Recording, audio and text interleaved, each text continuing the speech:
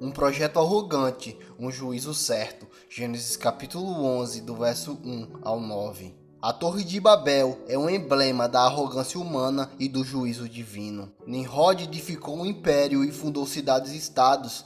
Essa geração ímpia quis tornar o seu nome célebre e inverter o projeto de Deus de repovoar a terra. Desse episódio, podemos tirar duas lições.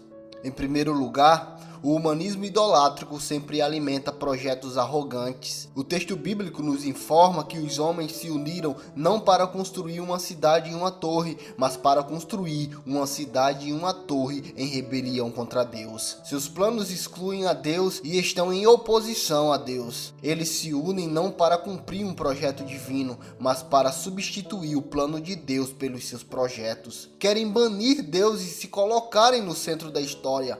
Eles não apenas se opõem a Deus, mas querem ser como Deus e até mesmo ocupar o lugar de Deus.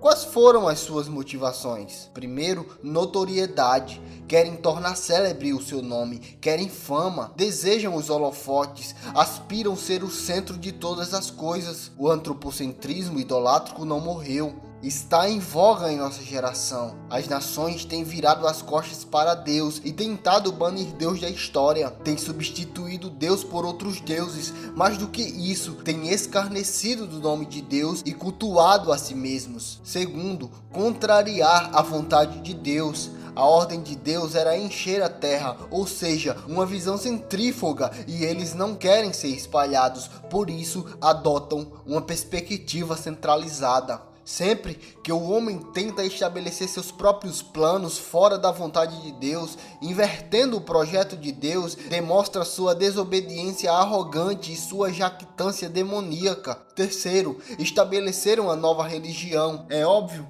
que os construtores não eram tão tolos ao ponto de pensar que poderiam construir uma torre cujo topo chegasse literalmente até os céus. Essa torre era um zugurate, um monumento com um propósito religioso, a fim de estabelecer contato com os deuses e buscar a orientação dos astros. A Torre de Babel é um símbolo da apostasia declarada e afrontosa. É a tentativa de tirar Deus do centro da vida e colocar em seu lugar outros deuses. Em segundo lugar, o juízo de Deus é inevitável aos que arrogantemente desafiam seu poder. Os homens de Babel fizeram uma torre para os deuses descerem, mas quem desceu foi o Deus Todo-Poderoso, o Deus da aliança, para exercer sobre eles o seu juízo. Deus entra em conselho com as pessoas da Trindade para frustrar aquele projeto arrogante. Como Deus exerceu o seu juízo? Primeiro, confundiu a linguagem deles. Até então, havia apenas uma linguagem e uma maneira de falar.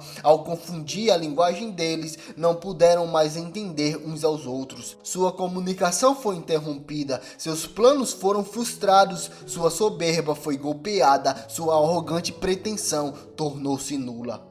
Deus desbancou num só golpe tanto o humanismo idolátrico como o panteão dos deuses que queriam invocar a partir da torre malfadada. Segundo, dispensou-os pela superfície da terra, impedindo que eles continuassem a edificar a cidade da rebelião. É impossível lutar contra Deus e prevalecer. A Torre de Babel é um símbolo da soberania inquestionável de Deus, que ao mesmo tempo que exerce seu juízo, também demonstra sua misericórdia. Deus os dispensou para que não tivessem todos que perecer nesse ajuntamento de rebelião e apostasia. A dispersão, ao mesmo tempo que foi um juízo divino, também foi uma demonstração de que o plano de Deus não pode ser frustrado e que sua graça triunfará. Deus formará uma nova nação a partir de Abraão e por meio dele todas as famílias da terra serão abençoadas.